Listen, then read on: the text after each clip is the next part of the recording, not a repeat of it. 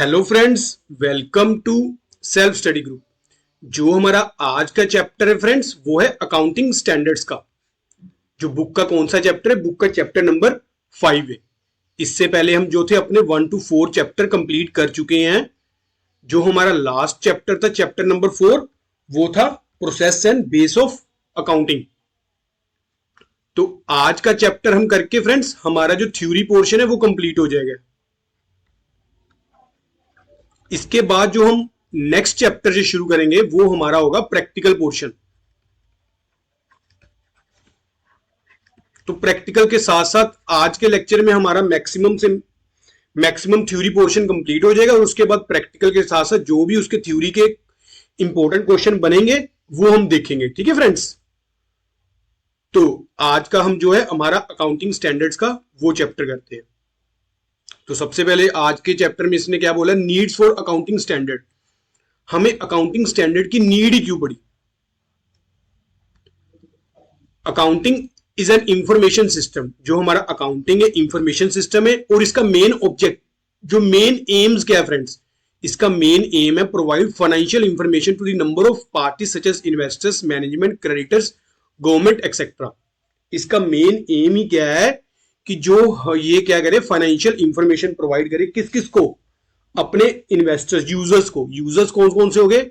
ये हम थ्योरी के चैप्टर में, पिछले चैप्टर्स में भी किया हुआ है। इन्वेस्टर्स हो गए, हमारे मैनेजमेंट होगी, क्रेडिटर्स हो गए, गवर्नमेंट होगी। ये सारे क्या है? अकाउंटिंग के यूजर्स है, जिनको क्या है? फाइनेंशियल इंफॉर्मेशन की जरूरत पड़ती है। सच information is provided through a set of financial statement. जो ये सारी इंफॉर्मेशन होती है वो किससे पता चलती है? फाइनेंशियल स्टेटमेंट से। फाइनेंशियल स्टेटमेंट में क्या आता है friends? Trading account, profit and loss account और बैलेंस शीट।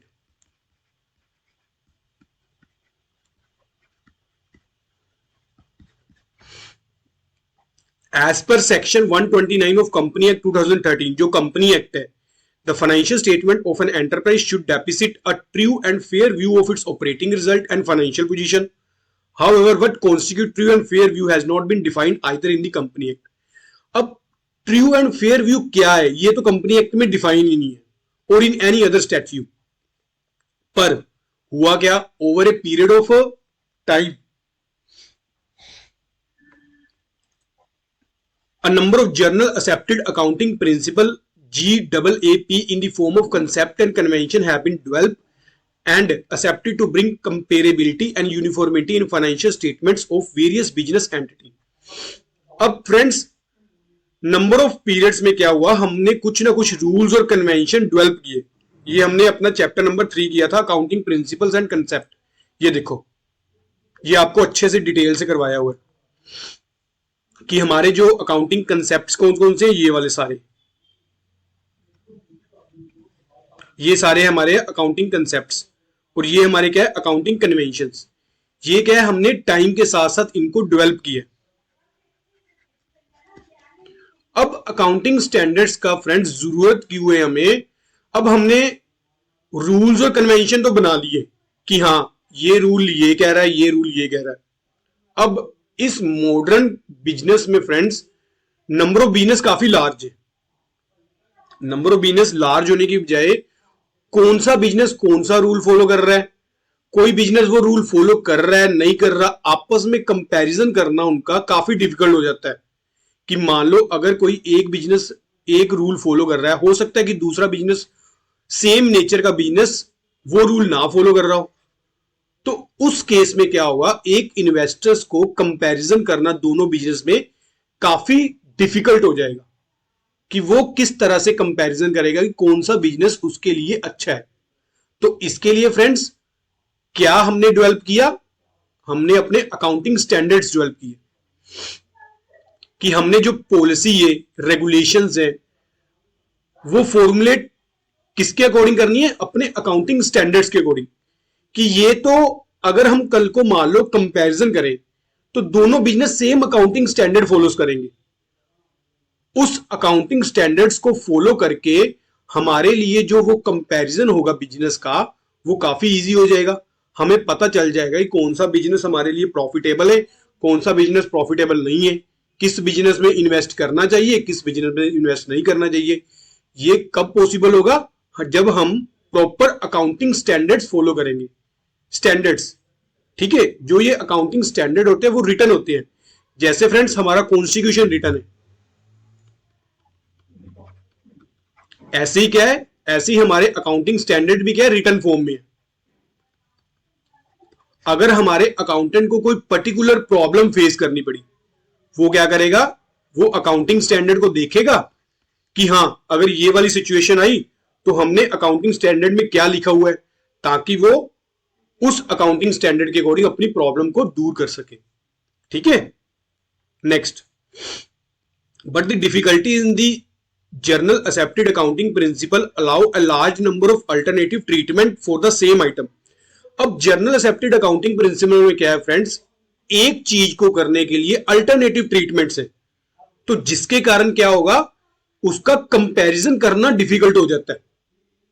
अगर मान लो एक फर्म डेप्रिसिएशन का कोई मेथड यूज कर रही है, सेम नेचर की फर्म डेप्रिसिएशन का मेथड अलग, सेकंड मेथड कर रही है, तो दोनों के प्रॉफिटेबल में तो फर्क पड़ेगा ही पड़ेगा। अगर प्रॉफिटेबल में फर्क है तो इन्वेस्टर्स को कंपैरिजन करना डिफिकल्ट हो जाएगा। तो उस केस में क्या होगा, हमारे जर्नल एक्सेप्टेड अकाउंटिंग प्रिंसिपल क्या करते हैं, डिफिकल्टी क्रिएट करते हैं। डिफरेंट एंटरप्राइजेस में adopt different accounting policy for the same transaction. हमारी डिफरेंट एंटरप्राइज क्या करती है, अडॉप्ट डिफरेंट पॉलिसी करती है, जबकि नेचर ऑफ ट्रांजैक्शन क्या सेम है। और एन एंटरप्राइज में follow different accounting policy for the same item over a different accounting period. अब हुआ क्या, डिफरेंट अकाउंटिंग पीरियड में हमारी सेम बिजनेस, हम मान लो हम खुद ही हैं, हम खुद क्या करते हैं, अपने डिफरेंट अकाउंटिंग पीरियड में डिफरेंट अकाउंटिंग पॉलिसी फॉलो करते हैं। अगर हम ये सारी चीजें फ्रेंड्स करेंगे तो हम कंपैरिजन कैसे करेंगे एक दूसरे से, यानी कि एक पीरियड का कंपैरिजन दूसरे पीरियड से कैसे करेंगे, तो ये क्या हो जाएगा, मुश्किल हो जाएगा। इसलिए क्या है, हमारे क्या है, अकाउंटिंग स्टैंडर्ड्स है कि हमने किस तरह अपने अकाउंट मेंटेन करने हैं। अगर कोई पर्टिकुलर प्रॉब्लम हमें फेस आ गई तो हमने उसका ट्रीटमेंट कैसे करना है, ये सारी चीजें कहां पर लिखी हुई हैं, अकाउंटिंग स्टैंडर्ड्स में। As a result the financial statement become inconsistent and uncomparable. Hence, there is an urgent need to harmonize and standardize their diverse accounting policy. अब ये diverse accounting policy को फ्रेंड्स हार्मोनाइज करने के लिए, standardise करने के लिए हमें किस चीज की जरूरत पड़ी, अकाउंटिंग स्टैंडर्ड्स की। Certain standard must be followed for preparing the financial statement, so there is the minimum possible ambiguity and uncertainty about the figure contained in financial statement. The International Accounting Standard Committee came into existence on 29th of June 1973. अब friends जो ये हमारी ये international accounting standard committee, ये कब existence में आई हमारी, ये फ्रेंड्स हमारी आई 29 जून 1973 टू डेवलप अकाउंटिंग स्टैंडर्ड्स। और ये फ्रेंड्स कमेटी करती क्या है, हमारे अकाउंटिंग स्टैंडर्ड डेवलप करती है इंटरनेशनल लेवल पे। अब आज का बिजनेस इस तरह से इतना मॉडर्नाइजेशन, इतना ग्लोबल हो गया है कि मान लो हमारे इंडिया के अकाउंटिंग स्टैंडर्ड, चलो ठीक है हम अडॉप्ट कर रहे हैं इंडियन अकाउंटिंग स्टैंडर्ड। अगर कोई बिजनेस विद इन इंडिया होता है तो वो तो हमें समझ आ गया कि हम लोग क्या करेंगे, इंडिया के अकाउंटिंग स्टैंडर्ड को अडॉप्ट कर लेंगे। पर अगर मान लो यही कोई इंडियन इन्वेस्टर्स यूएसए में इन्वेस्ट कर रहा है या फिर कनाडा में इन्वेस्ट कर रहा है, तो उस केस में क्या होगा, यूएसए के अकाउंटिंग स्टैंडर्ड अलग होंगे, कनाडा के स्टैंडर्ड अकाउंटिंग स्टैंडर्ड अलग होंगे। तो यहां पे फ्रेंड्स हमारे इन्वेस्टर्स को डिफिकल्टी की फेस करनी पड़ेगी। उसको पता ही नहीं चलेगा कि वो इंडियन अकाउंटिंग स्टैंडर्ड फॉलो करे कि यूएसए या कनाडा के अकाउंटिंग स्टैंडर्ड फॉलो करे। उस केस में क्या है फ्रेंड्स, हमारी जो इंटरनेशनल अकाउंटिंग स्टैंडर्ड कमेटी है उसने क्या डेवलप किए हैं, इंटरनेशनल अकाउंटिंग स्टैंडर्ड्स, जो क्या जब भी कोई इंटरनेशनल लेवल पे ट्रांजैक्शन होगी तब हम क्या करेंगे, उन पर्टिकुलर अकाउंटिंग स्टैंडर्ड्स को क्या करेंगे, फॉलो करेंगे। ठीक है फ्रेंड्स, तो ये जो इंटरनेशनल अकाउंटिंग स्टैंडर्ड कमेटी हमारी एग्जिस्टेंस में कब आई, 29 ऑफ जून 1973। और जो हमारा इंडिया है फ्रेंड्स वो मेंबर इसका है, द इंडियन आईसीएआई, जो हमारी चार्टर्ड इंस्टीट्यूशन है, और जो कोस्ट का इंस्टीट्यूशन है ICWA, वो क्या है, इसके मेंबर्स है, किसके, इंटरनेशनल अकाउंटिंग स्टैंडर्ड कमेटी के। The institution of chartered accountant of India is also drop its own accounting standard. ये हमारे लिए खुद के भी जो है अकाउंटिंग स्टैंडर्ड्स ड्रॉप करता है, which are basically patternised on the international accounting standard and modified according to the condition and practice prevailing in India. हमारे जो फ्रेंड्स इंडियन अकाउंटिंग स्टैंडर्ड वो किसके पैटर्न के पे बेस्ड है, इंटरनेशनल अकाउंटिंग स्टैंडर्ड पे, और हमारी जो लोकल मार्केट कंडीशन है उस पे बेस्ड है, मॉडिफाइड है। ये नहीं बिल्कुल हमने क्या इंटरनेशनल लेवल के अडॉप्ट कर लिए, नहीं, वो भी नहीं। हमने अपनी मार्केट कंडीशंस को भी देखा, डोमेस्टिक मार्केट कंडीशन को और इंटरनेशनल को भी ध्यान में रख के अपने अकाउंटिंग स्टैंडर्ड डेवलप किए, ताकि हमारी जो इंटर फर्म या इंट्रा फर्म कंपैरिजन है उसको करना आसान हो जाए। कि अगर मान लो मैं IT सेक्टर में, TCS में, या फिर इन्फोसिस में, या फिर विप्रो में, अगर इसमें हो गया, कंपैरिजन कर सकूं, अगर प्रॉपर अकाउंटिंग स्टैंडर्ड फॉलो हो रहे हैं तो इन तीनों फर्म का कंपैरिजन करना इजी हो जाए। अगर ये तीनों फर्म ही अलग अलग पॉलिसी अडॉप्ट कर रही है तो हम कंपैरिजन ही नहीं कर सकते। इसलिए क्या, एक पर्टिकुलर अकाउंटिंग स्टैंडर्ड्स होते हैं कि हमने ये वाले स्टैंडर्ड्स फॉलो करने हैं अपने अकाउंट्स मेंटेन करने के टाइम, अपनी फाइनेंशियल स्टेटमेंट मेंटेन करने के टाइम। जैसे मान लो अभी फार्मा सेक्टर में ला लो, सिप्ला लगा लो, ग्लैंड फार्मा लगा लो। अगर ये फ्रेंड्स अलग अलग पॉलिसी अडॉप्ट करेंगे तो इनका कंपैरिजन करना ही डिफिकल्ट हो जाएगा। एक इन्वेस्टर्स को पता ही नहीं चलेगा कि मेरे को किस चीज में इन्वेस्ट करना चाहिए या किस चीज में इन्वेस्ट नहीं करना चाहिए। ठीक है, नेक्स्ट, मीनिंग और कंसेप्ट ऑफ अकाउंटिंग स्टैंडर्ड्स। अब अकाउंटिंग स्टैंडर्ड का मीनिंग और कंसेप्ट बेसिकली इसके पीछे है क्या। अकाउंटिंग स्टैंडर्ड क्या है, रिटन स्टेटमेंट है। ये क्या है, सारे के सारे रिटन है, issued from time to time by institution of accounting professional specifying uniform rules and और practices for drawing the financial statement. ये किन लोगों ने डेवलप किए हुए हैं, हमारे अकाउंटिंग प्रोफेशनल्स ने। जैसे हमारी ICAI, Indian chartered accountant of India, ये जो फॉर्म है हमारी, Indian institute, the institute of chartered accountant of India, institute of cost and work accountant of India, ये सारे हमारे क्या अकाउंटिंग प्रोफेशनल है। ये सारे क्या करते हैं, रूल फॉर्म करते हैं, यूनिफॉर्म रूल्स और प्रैक्टिसेस। Next, nature. अब हमारे क्या अकाउंटिंग स्टैंडर्ड्स की नेचर क्या है। Accounting standard lays down the norms. ये हमारे नॉर्म्स बनाती है, किस चीज के, हमारी अकाउंटिंग पॉलिसी के एंड प्रैक्टिस के, by way of code to direct as to how the transaction and event should be dealt with in accounts. किस तरह से हमने कोई पर्टिकुलर ट्रांजैक्शन या फिर इवेंट को ट्रीट करना है अपनी बुक्स में और उसको डिस्क्लोज करना अपने फाइनेंशियल स्टेटमेंट में। फॉर एग्जांपल, अकाउंटिंग स्टैंडर्ड में define the term cost and lay down a definite method for valuation of inventory with minor modification under special circumstances। तो ये क्या करती है, अकाउंटिंग स्टैंडर्ड डिफाइन करती है कि टर्म हमारी कॉस्ट टर्म है क्या, lay down definite method for हमने कौन सा मेथड वैल्यूएशन इन्वेंट्री का फॉलो करना है with minor modification under special circumstances. In this way, they remove the effect of diverse accounting practices and policies so that the financial statement of different business unit become comparison।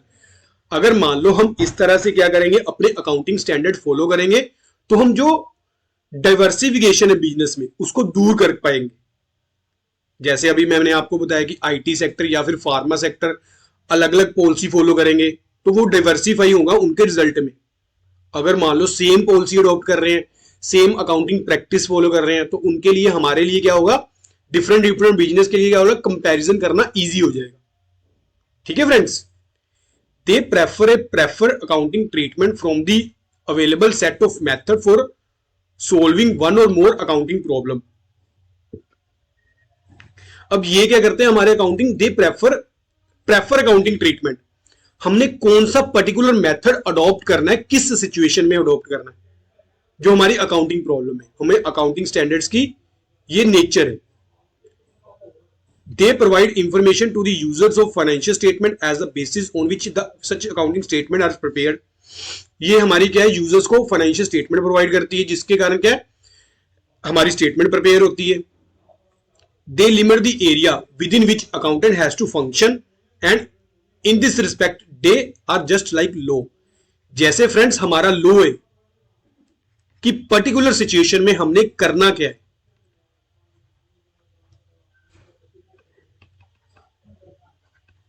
उसी तरह से क्या है हमारे accounting standards हैं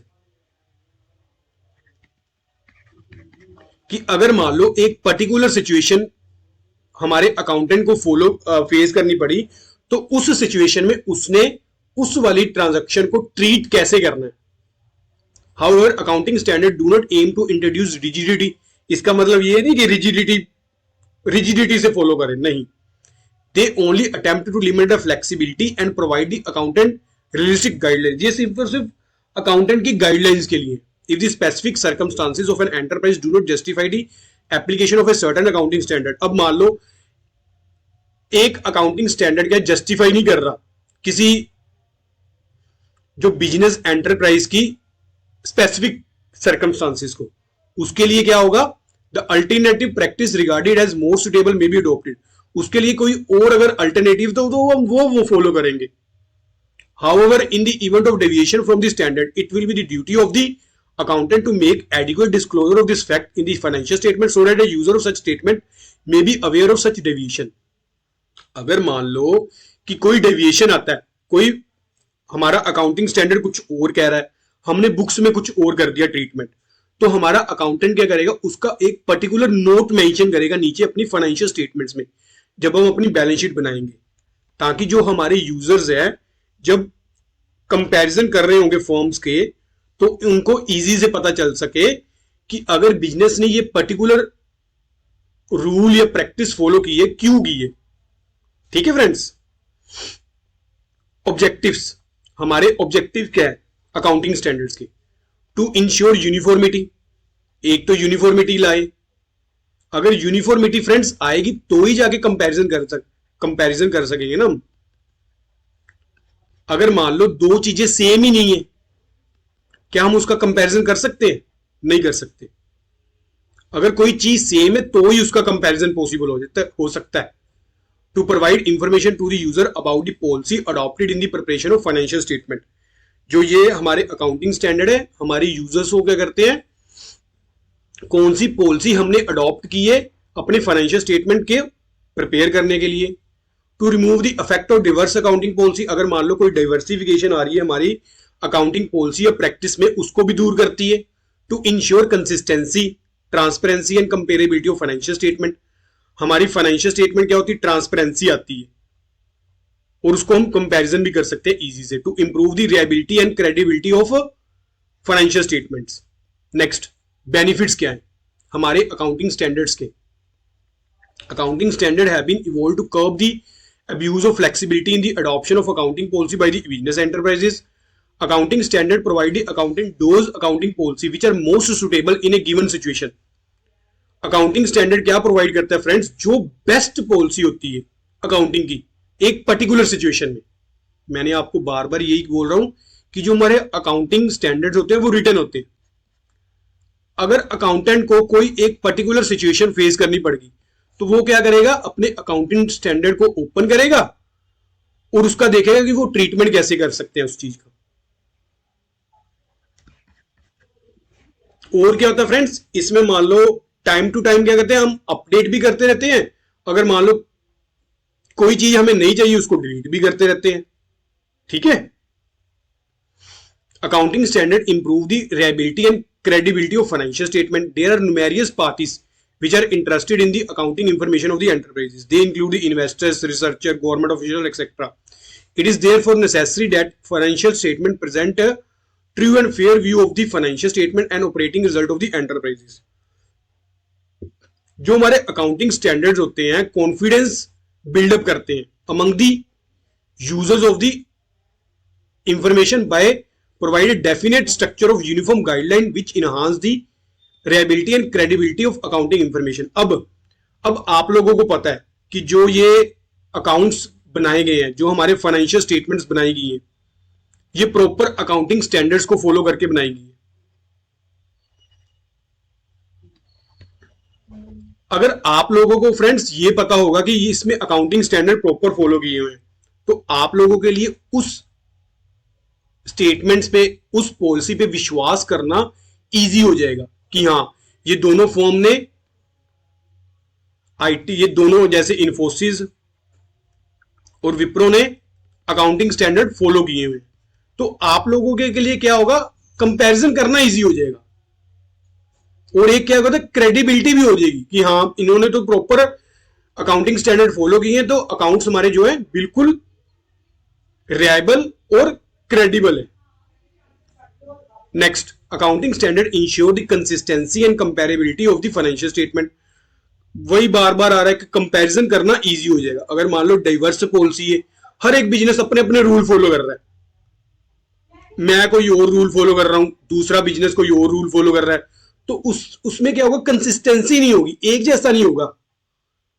तो accounting standards main develop ही इसलिए किए गए हैं कि कंपैरिजन करना इजी हो जाए। Accounting statement make the financial statement of different enterprises और the same enterprises for different accounting period comparable. They bring the uniformity of assumption, rules and policy adopted in the preparation of financial statement, and thus they ensure the consistency and comparability of such statement, which in turn ensure better comparison of profitability, financial position and future prospect of the enterprises. In the absence of accounting standard, comparison of different financial statement may lead to wrong conclusion because each enterprises would involve its own rule or standard to suit its purpose. अगर हर एक business अपने अपने अलग अलग standard follow करेगा, तो एक accountant के लिए, एक सीए के लिए फ्रेंड्स क्या होगा, कंपैरिजन करना ही डिफिकल्ट हो जाएगा।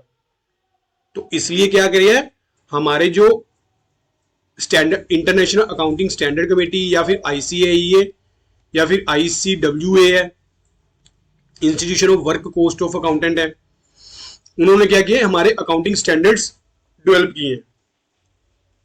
ठीक है, जो हमारा इंडियन इंस्टीट्यूशन जो ये है, Indian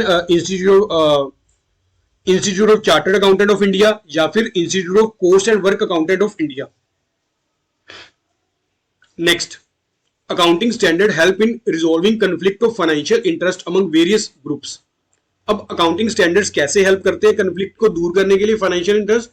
sometime there is a conflict of financial interest among the various groups interested in the financial statement. For example, shareholders and creditor may have opposite interest in assessing the profitability and net worth of the enterprises.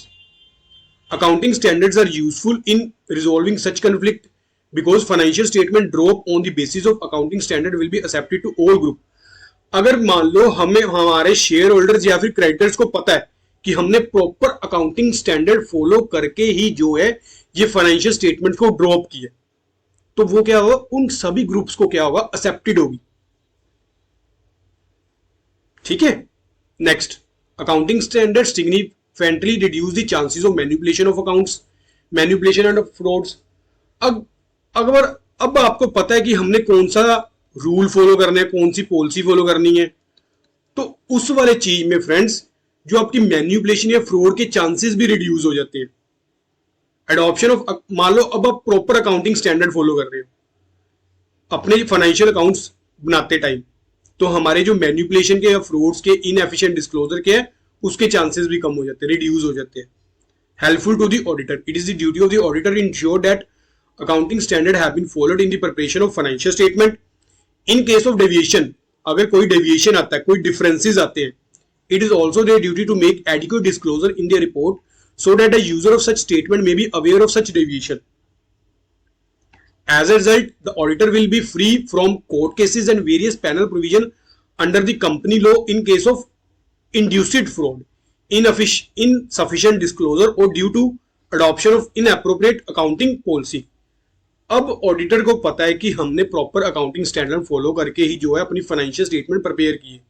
अगर कोई मान लो कोई ऐसी चीज है, उसको पता है कि इसमें अकाउंटिंग स्टैंडर्ड नहीं फॉलो हुआ, तो वो उसका प्रॉपर नोट मेंशन करेगा, ताकि कल को कोर्ट केस भी हो, वो कहेगा कि मैंने तो भाई नीचे अकाउंटिंग स्टैंडर्ड में नोट दिया हुआ था, यानी कि एक हमने किया था फुल डिस्क्लोजर ऑफ इंफॉर्मेशन, आपको याद होगा, ये देखो कन्वेंशन ऑफ मटीरियलिटी।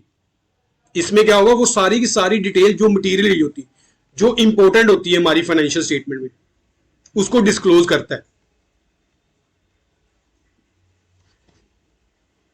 ठीक है, तो ये फ्रेंड्स जब भी आप चैप्टर करो ना हमारा अकाउंटिंग स्टैंडर्ड का, अकाउंटिंग प्रिंसिपल को भी साथ साथ में जरूर करना। ठीक है, एक बार आप अकाउंटिंग प्रिंसिपल को भी फॉलो देख लेना, पढ़ लेना दोबारा से, तो एक बार फिर से इसको करना। ठीक है, तो आपके लिए इजी हो जाएगा इसको समझना।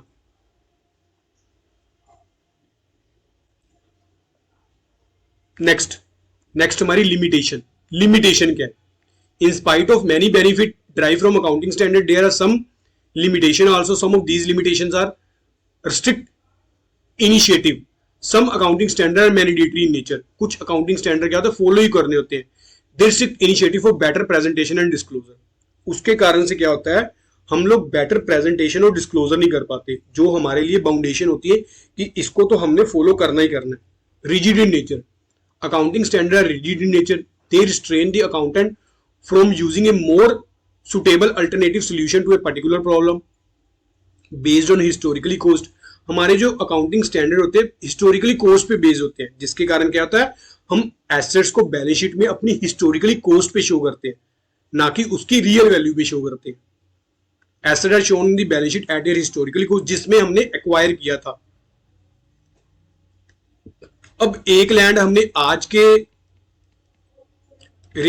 आज के प्राइस में अलाउ की, मान लो 10 लाख में। अब इसी लैंड का रेट फ्रेंड कल को 1 करोड़ भी हो सकता है, पर हम बुक्स में क्या शो करते हैं, 10 लाख ही शो करते हैं। तो वो क्या होता है, historically cost. It is for this reason that international financial reporting standard were introduce where in the asset and liability are required to be shown at their current और fair value as at that of balance sheet. जिसके कारण हमारे क्या international financial reporting standards introduce हुए, कि जब हमने international level पे बिजनेस करना है तब हमने कौन कौन से अकाउंटिंग स्टैंडर्ड्स फॉलो करने हैं। Obstruct the judgment of auditor, accounting standard क्या करता है, ऑब्स्ट्रक्ट करता है judgment of auditor as a standard and mandatory.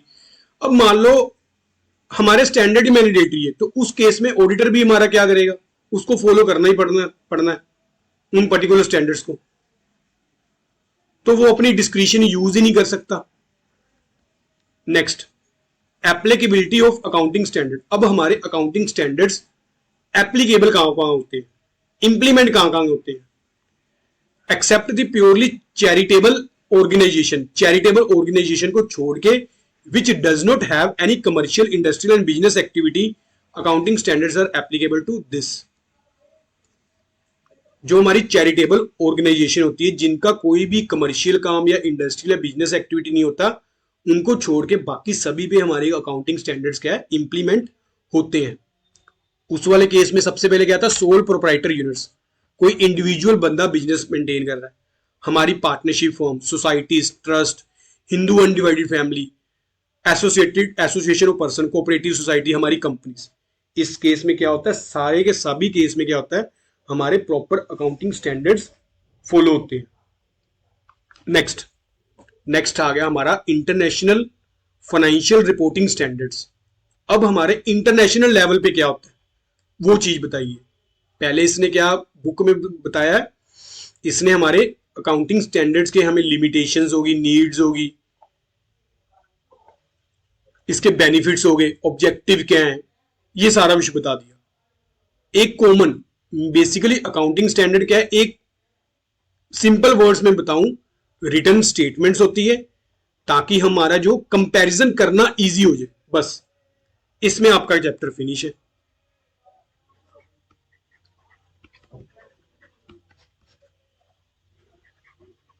एक तो ये रिटर्न होते हैं और एक क्या होता है, कंपैरिजन करना इजी हो जाए। कंपैरिजन कब होगा, जब दो चीजें सेम होगी। जब दो चीजें हैं ही फ्रेंड्स डिफरेंट, तो हम उसका कंपैरिजन कैसे कर सकते हैं। अगर मान लो आप कहते हो कि मेरा सीबीएसई और पंजाब स्कूल एजुकेशन बोर्ड का, क्या इन दोनों का कंपैरिजन हो सकता है? नहीं हो सकता। अगर मान लो सीबीएसई स्टूडेंट का सीबीएसई स्टूडेंट से ही कंपैरिजन होगा, ना कि उसका डिफरेंट से होगा। ठीक है फ्रेंड्स, तो इसी तरह से क्या होता है अकाउंटिंग स्टैंडर्ड में क्या होता है, फाइनेंशियल स्टेटमेंट्स को जो हमारे बनाते हैं वो प्रॉपर रूल्स और रेगुलेशन को फॉलो करके बनाते हैं कि इस पर्टिकुलर सिचुएशन में हमने यही मेथड अडॉप्ट करना है। The term IFRS refer to international financial reporting standard issued by international accounting standard boards. हमारा जो इंटरनेशनल अकाउंटिंग स्टैंडर्ड बोर्ड्स ने क्या इश्यू किया, हमारे इंटरनेशनल फाइनेंशियल रिपोर्टिंग स्टैंडर्ड्स। अब इंटरनेशनल फाइनेंशियल रिपोर्टिंग स्टैंडर्ड्स हमारे कवर क्या करते हैं, international accounting standards.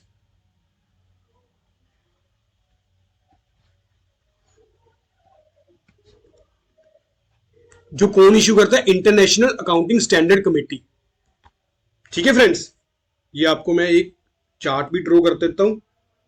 International accounting standard board, इसने इश्यू क्या किया, international financial statement financial reporting standards. और ये कवर क्या करता है फ्रेंड्स, ये कवर करता है इंटरनेशनल अकाउंटिंग स्टैंडर्ड्स। ठीक है, तो सबसे पहले तो अजम्पशन क्या है, जब हम international financial reporting standards follow करते हैं उसमें सबसे पहले अजम्पशन क्या है, गोइंग कंसर्न अजम्पशन, कि हमारा बिजनेस चलता ही रहेगा इनडेफिनेट पीरियड में। ये हमने आपको याद होगा एक इसमें भी किया था, ये देखो गोइंग कंसर्न कंसेप्ट। इसलिए मैं आपको कह रहा हूं कि आप लोग अकाउंटिंग स्टैंडर्ड अकाउंटिंग प्रिंसिपल का भी एक बार क्या कर लो, अच्छे से रिवाइज कर लो। अब फ्रेंड्स जो बच्चे तो मेरे साथ व्हाट्सएप ग्रुप में है ना, अब वो रेडी रहे, उनके टेस्ट शुरू हो जाएंगे इस चैप्टर के बाद। जिन बच्चों ने टेस्ट नहीं देना वो ग्रुप को लीव कर सकते हैं, कोई कंपल्शन नहीं है, क्योंकि हमारा जो मेरे को लगता 12-10 से हमने शुरू किया था अपना बैच। तो अप्रोक्सीमेटली क्या है फ्रेंड्स, हमारे 1 मंथ होने वाला है। तो 1 मंथ में अगर आपको थ्योरी आपने नहीं की तो आप लोग फिर क्या करो, ग्रुप को लेफ्ट कर दो। अगर कोई बच्चा टेस्ट नहीं दे पाता तो वो मेरे को पर्सनली मैसेज कर सकता है, जो मेरे साथ ग्रुप में जुड़े हुए हैं। एक्रूअल अजम्पशन, एक्रूअल में क्या होता है, as per this assumption transaction are recorded on accrual basis as and when occur. जब हमारी ट्रांजैक्शन होगी उसको बुक्स में रिकॉर्ड करना होता है। And the date of settlement is immaterial, किस डेट में सेटल हो रही है उसका कोई मैटर नहीं है। कि मान लो हमारी जो हमने क्रेडिट सेल की, कैश तो हमें मिला 2 मंथ बाद, 2 मंथ बाद नहीं हमने देखना, हमने ये देखना कि हमारी सेल कब हुई। जब सेल हुई हमने उसी टाइम क्या करना है, बुक्स में रिकॉर्ड कर देना। ये हमारा क्या करता है, इंटरनेशनल फाइनेंशियल रिपोर्टिंग स्टैंडर्ड की assumption. Measuring unit assumption. Measuring unit is the current purchasing power. It means that assets are not shown in the balance sheet at historically cost. हमारे एसेट को जैसे हम फ्रेंड्स सिंपल क्या करते हैं, अपनी historically cost पे शो करते हैं, पर इंटरनेशनल फाइनेंशियल रिपोर्टिंग स्टैंडर्ड क्या करते हैं, उसको करंट और फेयर वैल्यू पे शो करना है। In other words, asset are shown at the accounts that would have been paid if the same asset have been acquired currently. अगर मान लो हम प्रेजेंटली कोई एसेट एक्वायर करें, उस वैल्यू पे उसको क्या करना है, शो करना है। सिमिलरली लाइबिलिटीज को शो करना है कि किसमें हम कितने में हम उसको सेटल करेंगे। Constant purchasing power assumption. This assumption requires that the value of capital be adjusted to inflation at the end of financial year. हमने क्या करना है, अपनी कैपिटल को भी क्या करना है फ्रेंड्स, इन्फ्लेशन के अकॉर्डिंग एडजस्ट करना है। हमारे जो इंटरनेशनल फाइनेंशियल रिपोर्टिंग स्टैंडर्ड्स की ये assumption है। अब नीड क्यों पड़ी, नीड फ्रेंड्स आपको पता है कि मान लो इंडिया ने कोई इंडियन बिजनेसमैन ने विद इन इंडिया करना है बिजनेस, उसके लिए तो वो क्या करेगा, इंडियन अकाउंटिंग स्टैंडर्ड्स फॉलो कर लेगा। पर अगर मान लो यही बिजनेसमैन ने अब्रॉड करना है तो उसके लिए तो फिर डिफिकल्ट हो जाएगा। अब्रॉड के अकाउंटिंग स्टैंडर्ड अलग है, इंडियन का अकाउंटिंग स्टैंडर्ड अलग है, तो उस केस में हम कंपैरिजन कैसे कर सकते हैं। उस केस में क्या करेगा, हमें क्या करेगी, इंटरनेशनल फाइनेंशियल रिपोर्टिंग स्टैंडर्ड्स की जरूरत पड़ती है, जिसमें हमारे क्या आते हैं, international accounting standards. Each country has its own set of rules and regulation for accounting and financial reporting. Hence, when an enterprise decides to raise capital from abroad, the rules and regulation of that country will apply, and there will be differences in financial state reporting in the foreign country as compared to own country. बिल्कुल, hence a strong needs was felt for adoption of international financial reporting standards, as it would become uniformity, comparability, transparency, adaptability in financial statement. अगर friends हम इस चीज को नहीं adopt करेंगे तो हमारे लिए बिजनेस करना ही डिफिकल्ट हो जाएगा। अगर हम इस इंटरनेशनल लेवल पे, नॉट डोमेस्टिक लेवल पे, डोमेस्टिक लेवल पे तो हम इजी से कर सकेंगे क्योंकि पता है कि जो हमारी फर्म्स है हमारे कंट्री के बीच बीच में है। पर अगर यही ग्लोबल लेवल पे है तो उसके लिए क्या है, हमें जो इंटरनेशनल फाइनेंशियल रिपोर्टिंग स्टैंडर्ड्स की जरूरत है, तो इसीलिए इनको क्या गया, डेवलप किया गया इजी। तो इसमें सबसे नीड में सबसे पहले क्या आता है, easy access to global capital market. Capital market have now become global and company are now in a position to access the fund globally. But investors all over the world rely on financial statement prepared on the basis of international financial reporting standards.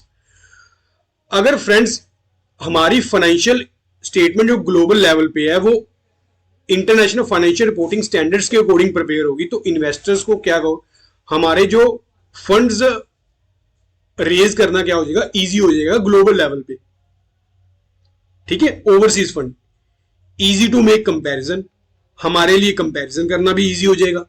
ये same उसने point बार बार वही point repeat किए हुए, बस इसमें क्या है, जैसे मान लो उसमें सिंपल अकाउंटिंग स्टैंडर्ड्स लिख रहा था, यहां पे क्या कर रहा है, वो इंटरनेशनल लेवल को देख के ध्यान में रख रहा है कुछ नहीं, वही चीज को बार बार रिपीट कर रहा है।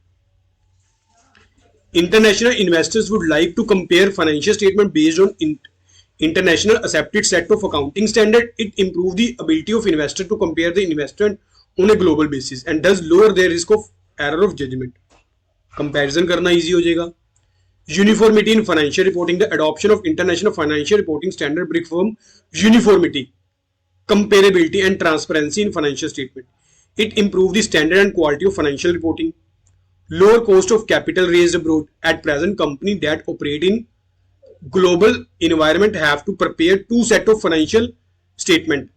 One set based on home country accounting standard and another set based on international financial reporting standard. In case of adoption of international financial reporting standard, it will have to prepare only one set of financial statement, and thus the cost of raising fund from abroad will be minimized. जो firms friends international financial reporting standards को follow करती है, उसके लिए फिर क्या होता है, रेजिंग कॉस्ट मिनिमाइज हो जाती है। नेक्स्ट हमारा true and fair valuation of assets. हमारी जो वैल्यूएशन ऑफ एसेट्स कहती होती है, there is a wide gap between existing accounting Indian accounting standard and IFRS as per Indian accounting standards.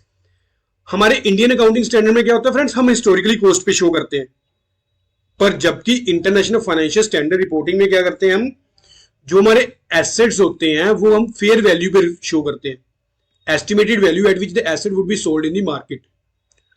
तो जो adoption of international financial reporting standards हैं will provide a uniform basis for reporting of true and fair value of assets, difficulty to commit fraud and manipulate the account. अगर हम proper international financial reporting standard IFRS follow कर रहे हैं तो हमारे लिए क्या होता है, जो डिफिकल्ट टू कमिट फ्रॉड है, ठीक है, मैनिपुलेशन ऑफ अकाउंट नहीं हो सकता। It is easy to manipulate the account and in traditional system of accounting. Traditional system में क्या है, काफी इजी है मैनिपुलेशन को अकाउंट को करना, पर अगर हम प्रॉपर अकाउंटिंग स्टैंडर्ड्स फॉलो कर रहे हैं तो उसके लिए क्या होता है, डिफिकल्ट हो जाता है मैनिपुलेट अकाउंट्स करने का अकाउंटेंट को। बेनिफिट्स क्या है, IFRS very helpful for business enterprise carrying a business worldwide. In addition to the enterprise operating globally, IFRS is helpful to investors, industry, and accounting professional in the following way. Helpful to enterprise operating globally, जो हमारे enterprises globally operate कर रहे हैं, एक country से दूसरी, दूसरी से तीसरी, तीसरी से चौथी, उसके लिए क्या होता है, बिजनेस करना इजी हो जाता है, उनको प्रॉब्लम नहीं फेस करनी पड़ती अपनी फाइनेंशियल स्टेटमेंट्स में। उनको पता है कि हमने इंटरनेशनल लेवल पे कौन कौन से अकाउंटिंग स्टैंडर्ड्स फॉलो करने हैं। अगर हमारे अकाउंटिंग, अगर हम क्या कर रहे हैं इसको, अगर हमारे पास इंटरनेशनल फाइनेंशियल रिपोर्टिंग स्टैंडर्ड्स है, तो entity having business operation in different country will have face problem of consolidation of accounts, financial statement if they prepare the financial statement according to standards prevailing in different country. Unify the IFRS unify the accounting practice worldwide, as a result of which the problem of consolidated is avoiding. Helpful to investors, industries, lower cost of raising fund abroad. Helpful to accounting professional, true and fair. सारे easy है friends, कुछ नहीं है। जो हमने ऊपर इसके benefits किए थे, ये देखो,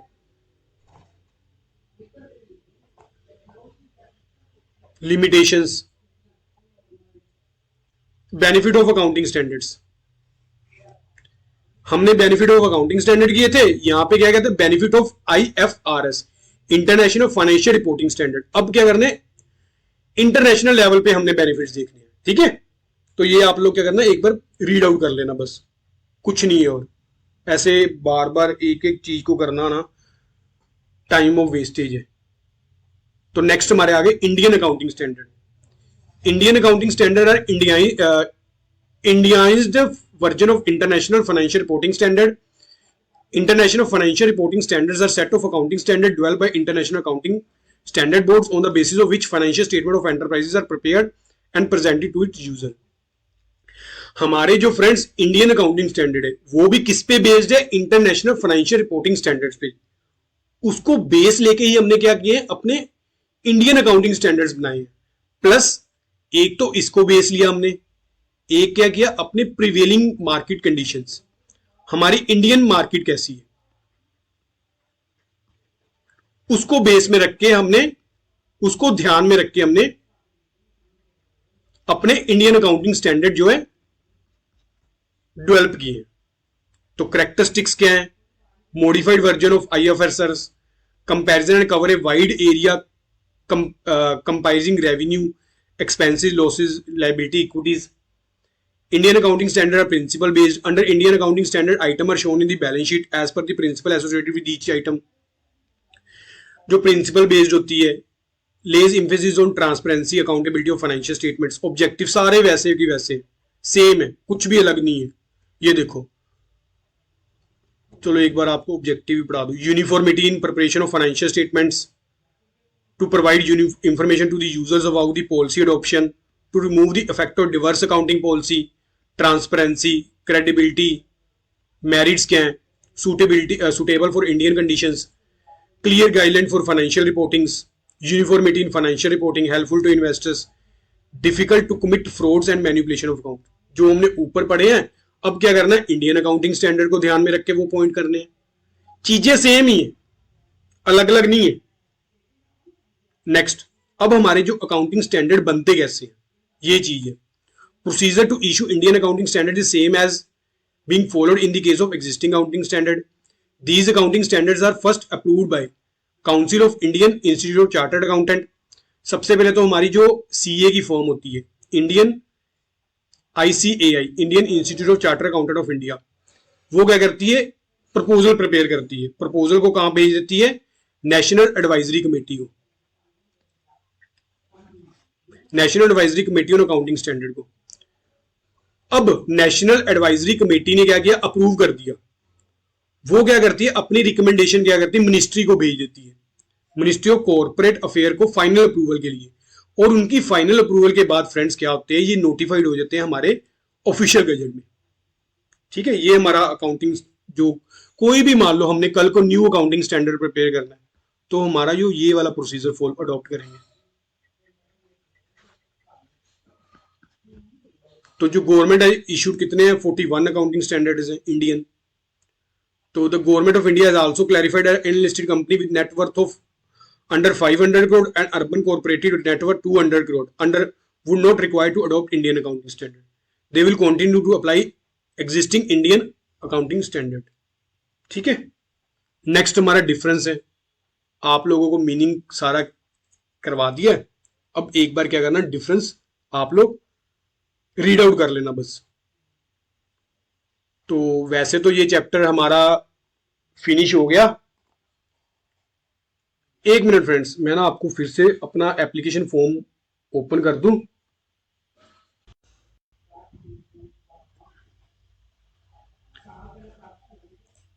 फ्रेंड्स, अब क्या है, हमारा जो ये चैप्टर फिनिश हो गया। सिंपल, ये कोई इतना नहीं था वो अकाउंटिंग स्टैंडर्ड्स का, सिंपल ही चैप्टर है। आप लोग, मेरे को पता है, एक बार रीड आउट कर लोगे तो आपको इजी से समझ आ जाएगा।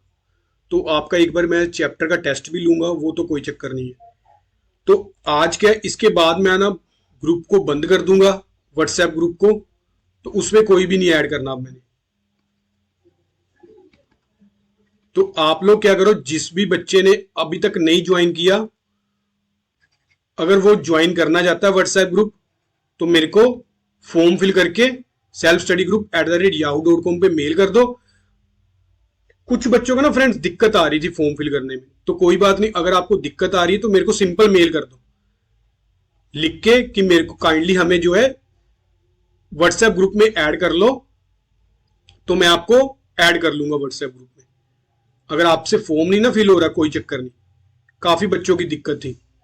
तो बस आज के नेक्स्ट लेक्चर से पहले अभी आपके पास एक दिन और है, तो जो भी बच्चे ऐड होना चाहते हैं व्हाट्सएप ग्रुप में ऐड हो जाओ। और उसके बाद मैं क्या करूं, अब बंद करके ग्रुप को, न्यू एंट्री बंद करके, जो मेरे एग्जिस्टिंग स्टूडेंट्स हैं उनके टेस्ट लेने शुरू करूंगा, ताकि जो हम अपने, हमारा जो टारगेट है नेक्स्ट ईयर के एसएएस का पार्ट 1 में जिन बच्चों ने अपीयर होना है, हमने 120 प्लस मार्क्स लेने हैं। हमने एग्जम्प्ट करना है, ना कि क्लियर करना है। क्लियर नहीं करना, एग्जम्प्ट करना है हमने पेपर को। उस तरह से, उस अकॉर्डिंग हम जो है अपनी प्रिपरेशन करेंगे। प्रॉपर आपके जो है टेस्ट लेने शुरू करूंगा आपसे मैं। ठीक है फ्रेंड्स, चलो आज का लेक्चर यहीं तक की। अगर आपको वीडियो अच्छी लगी तो लाइक जरूर करना और सेल्फ स्टडी ग्रुप को ज्वाइन कर लेना, और अपने फ्रेंड्स के साथ मैक्सिमम से मैक्सिमम शेयर किया करो, ताकि जो है जिन बच्चों को जरूरत है वो भी इसका बेनिफिट उठा सके।